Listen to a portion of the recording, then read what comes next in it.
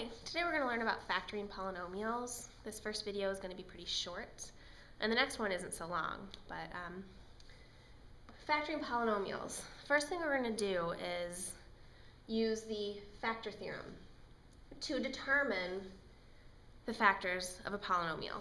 So this is the factor theorem. For any polynomial, which we'll label p of x, so p of x equals a long polynomial with higher order exponents. So for any polynomial p of x, x minus a is a factor of p of x if and only if when you plug in a, you get 0. Okay? Let's try that out in English. In English, if a polynomial is divided by x minus a, which we always take that and solve for x, so if it's divided by a, the remainder is the value of the function at a. So last lesson we learned about evaluating polynomials at a, and we did synthetic division to do so. So if x minus a is a factor of p of x, the p of a, evaluating your polynomial at a, is 0. Bottom line, the remainder is 0. So we're going to do synthetic division to figure out if the binomial is actually a factor of the polynomial.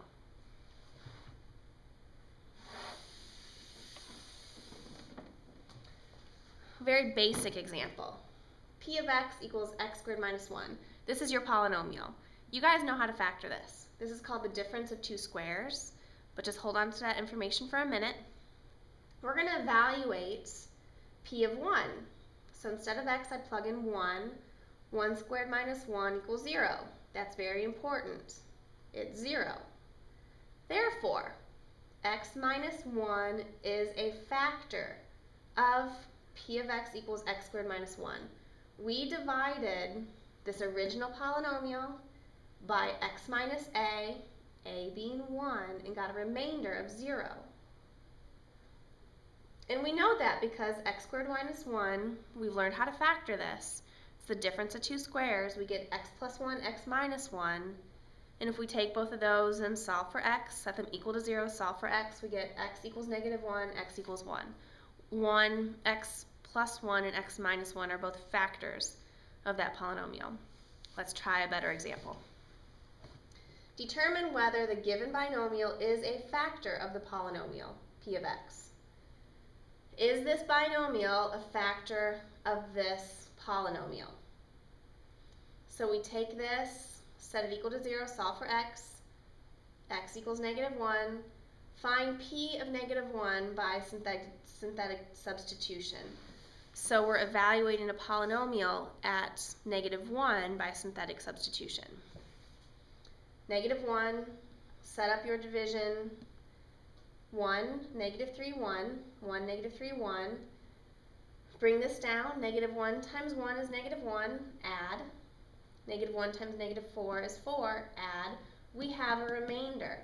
P of negative 1, so your polynomial evaluated at negative 1 is not 0. So that binomial is not a factor. We need a remainder of 0 for it to be a factor.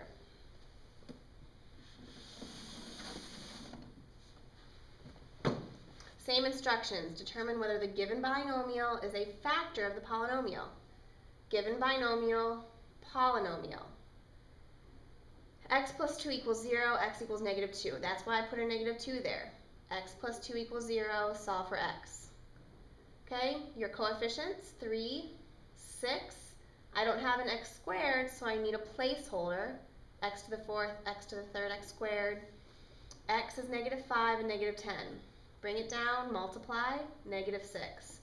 Add. Multiply 0, add. Multiply 0, add. Multiply 10, add. My remainder is 0. So your polynomial evaluated at negative 2 equals 0. So x plus 2 is, in fact, a factor of p of x. One more example. Same instructions. Okay, this is the binomial. That's your polynomial. Okay, right here it's written in red.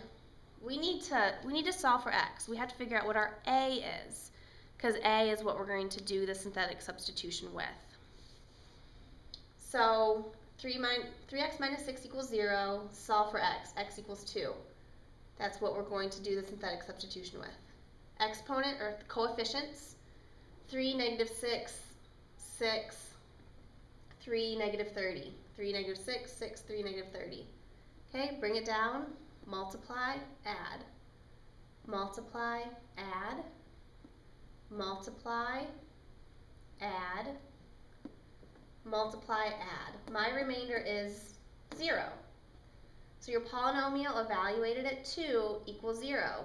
Therefore, 3x minus 6 is in fact a factor of your polynomial.